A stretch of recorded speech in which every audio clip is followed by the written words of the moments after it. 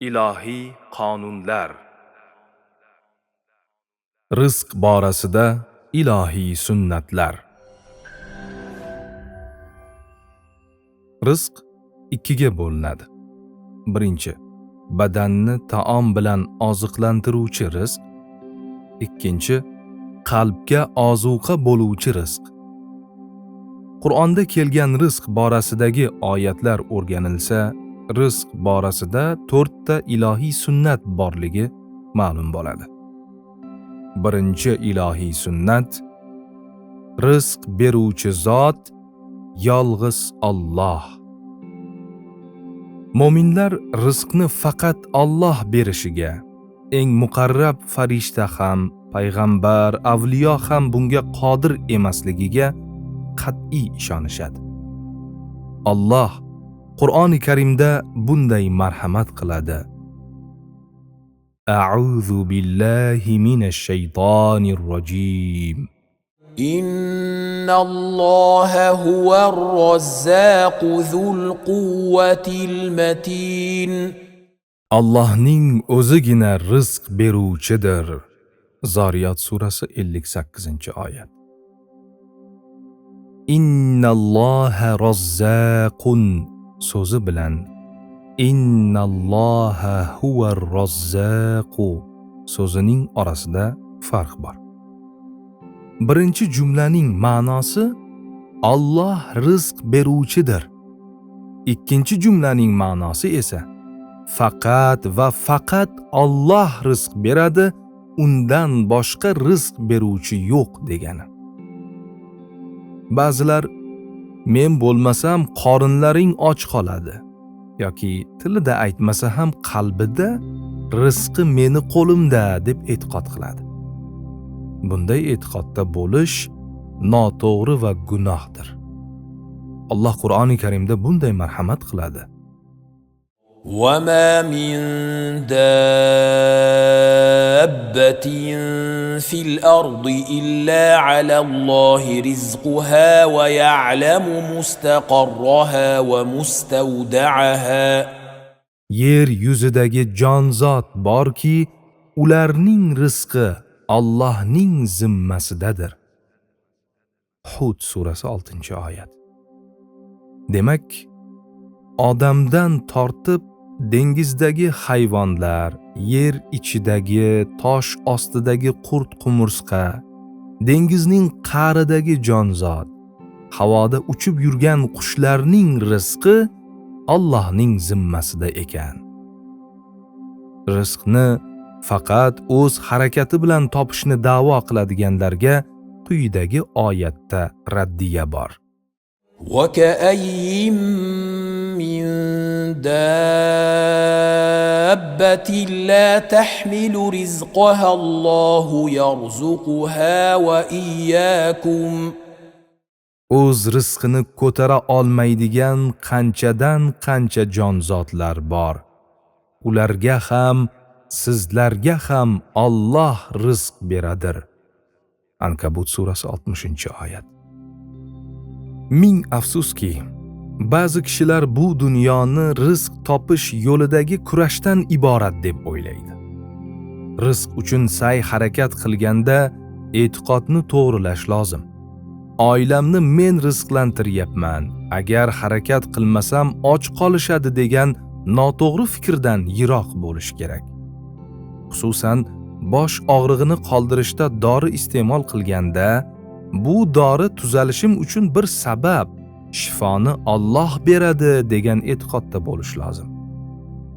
Alloh emas, mana shu dori shifo beradi deb ishonish e'tiqodga putur yetkazadi. Rizq ham shunday. Uni talab qilishda men sa'y harakat qilaman, lekin rizqni Alloh beradi degan e'tiqodda bo'lish lozim. Ammo rizqni Alloh emas, mening sa'y harakatim beradi degan fikrda bo'lish noto'g'ri. Demak, rizq Allohning zimmasida ekan. Ibn Atoulloh Sakandari rahmatullohi alayhi aytadi: اجتهادك فيما ضمن لك وتقصيرك فيما طلب منك دليل على انطماس البصيرة منك. Allah o'z zimmasiga olgan narsa borasida yelib yugurishing va sendan talab qilgan narsa borasida beparvo yurishing qalb ko'zingning ko'rligiga ochiq oydin dalildir. Ya'ni namoz o'qi deyilganda namoz o'qisam bola chaqani kim boqadi deyishing, ro'za tut deyilsa ro'za tutsam holsiz bo'laman va ishga yaramay qolaman, ishlamasam bolalarim och qoladi deyishing ahmoq ekaningga dalildir. Axir rizqni Alloh o'z bo'yniga olib sendan ibodatni talab qilgan. Ammo Alloh o'z zimmasiga olgan narsa borasida tinmay ishlashing va sendan talab qilgan ibodat borasida dangasalik qilishing qalb ko'zing ko'rligining alomatidir.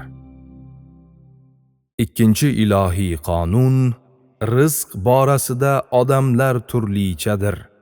Kimgadir ko'p, boshqaga oz.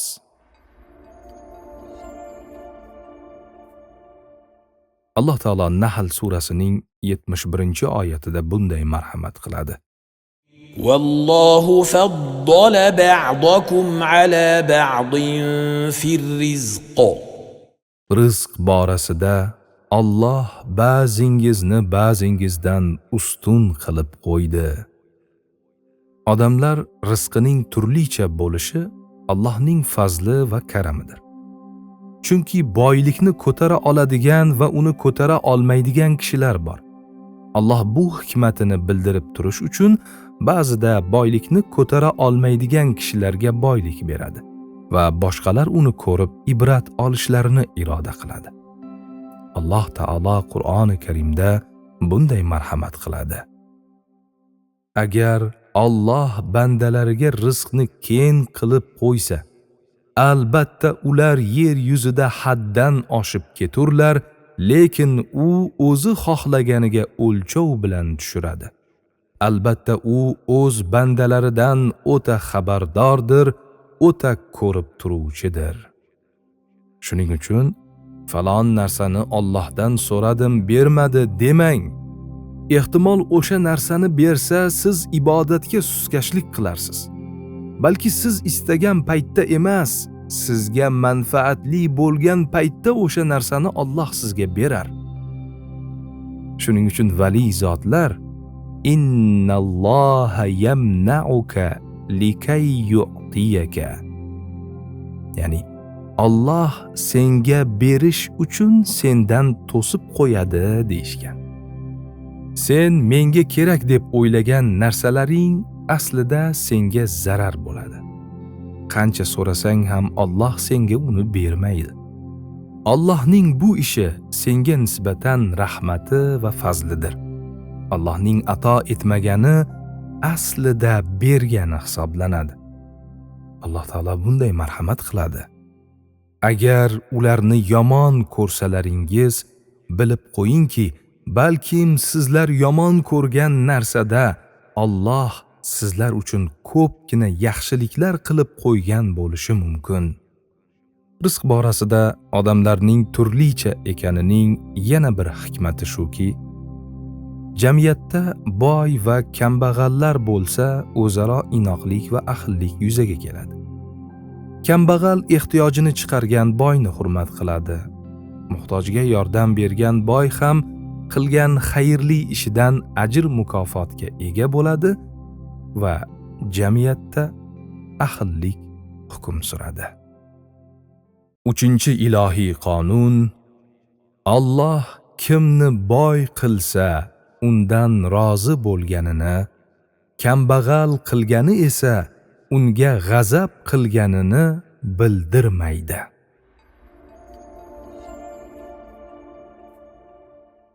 Rasululloh sallallohu alayhi va sallam la fadla li arabiyyin ala a'jami wa la li abyada ala aswada illa bittaqwa ya'ni arabning boshqa millatdan ustunligi yo'q, oq tanlining qoradan ustunligi yo'q, ustunlik faqat va faqat taqvo bilandir deganlar.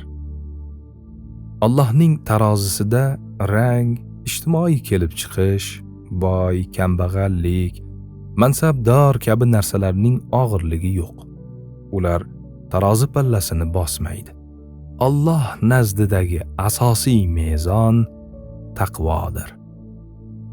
Demak, ilohiy mezonga ko'ra birovning boy bo'lishi Allohning roziligini topganini, kambag'al bo'lishi esa Allohning nazaridan qolganini anglatmaydi. Tarixda Homon, Fir'avnga o'xshagan boy odamlar o'tgan, lekin ular Allohning dushmani bo'lgan. Shuningdek, tarixda Allohning do'sti bo'lgan Abdurrahmon ibn Avf roziyallohu anhu kabi juda ko'p mol dunyoga ega sahobalar ham bo'lgan. Tarixda o'ta kambag'al bo'lgan Allohning dushmanlari o'tgan.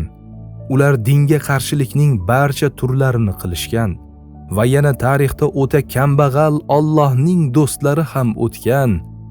Aksar sahobalar shunday bo'lishgan.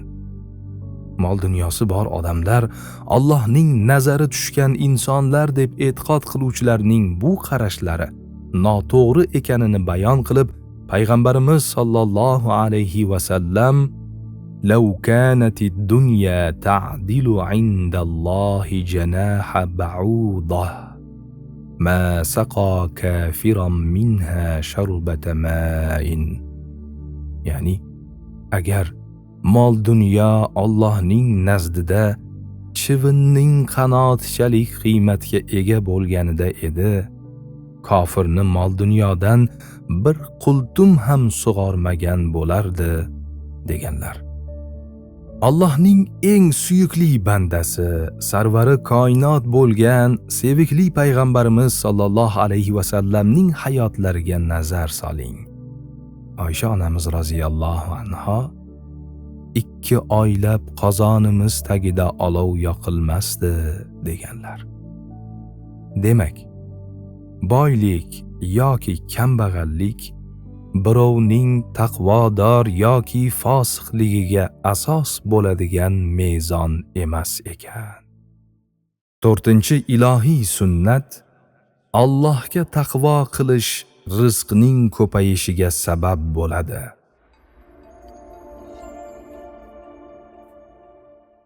Alloh taolo Taloq surasining 2-3 oyatlarida bunday marhamat qiladi. وَمَن يَتَّقِ اللَّهَ يَجْعَل لَّهُ مَخْرَجًا وَيَرْزُقْهُ مِنْ حَيْثُ لَا يَحْتَسِبُ.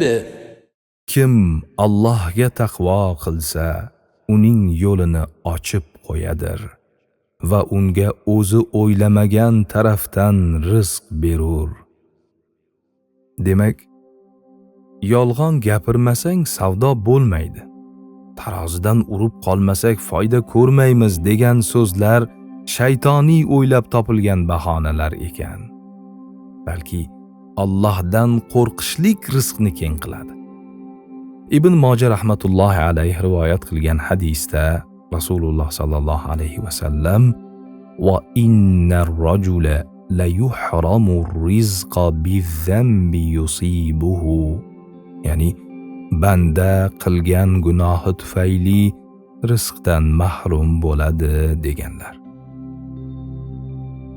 Banda yaxshiliklarda bardavom bo'lgani sari rizqi ham shunchalik ko'payib boraveradi.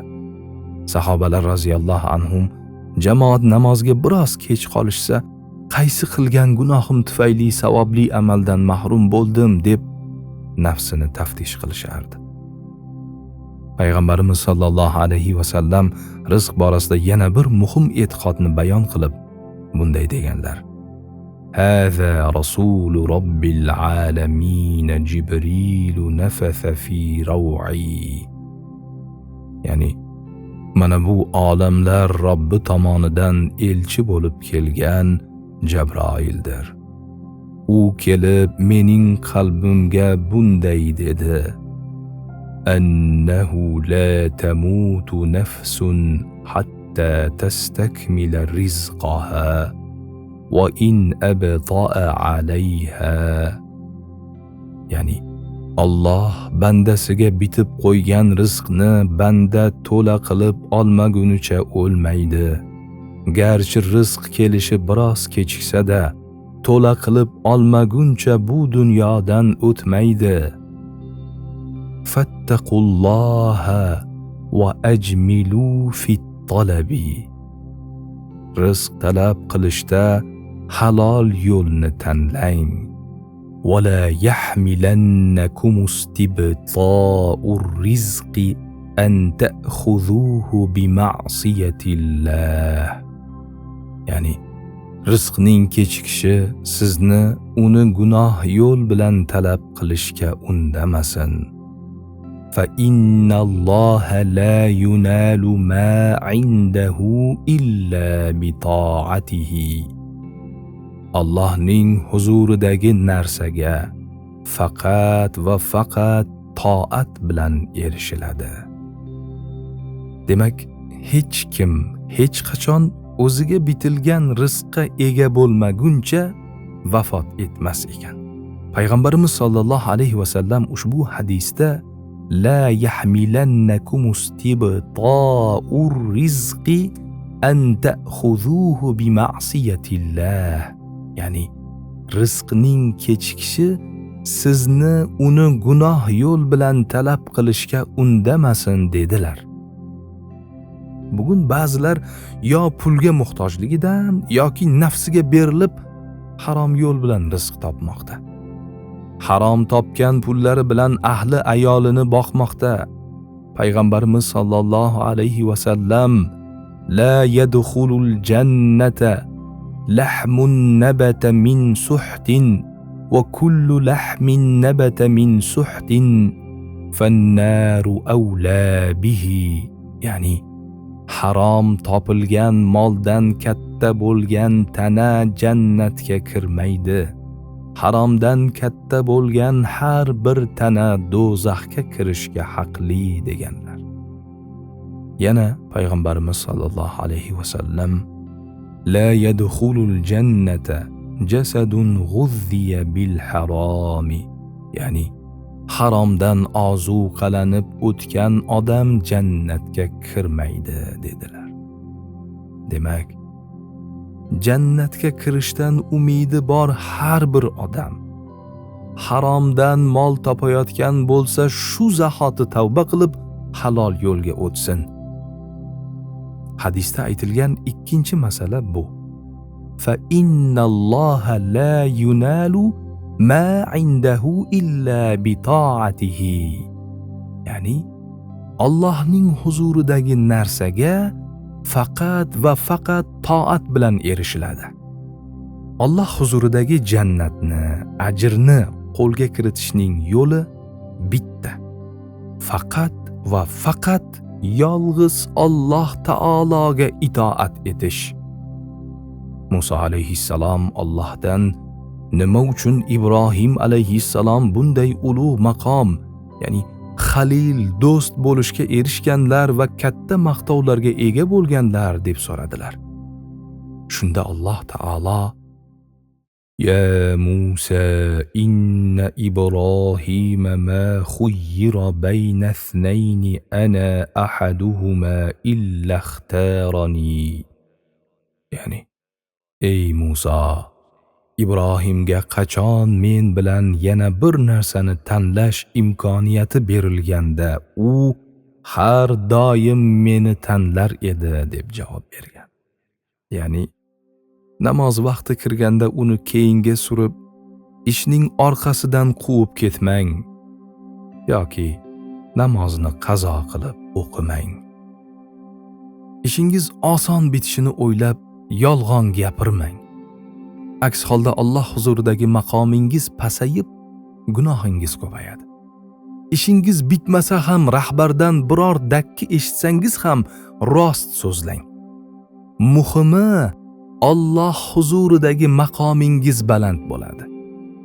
Bandaning roziligini emas, Alloh taoloning roziligini tanlang.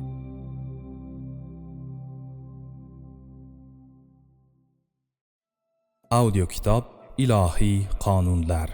Muallif Odilxon qori Yunusxon o'g'li. Mas'ul muharrir Davron Nurmuhammad. Matnni Abdulqayyum Ismoil o'qidi. Audioni Subhan Muslim tayyorladi. Davomi bor.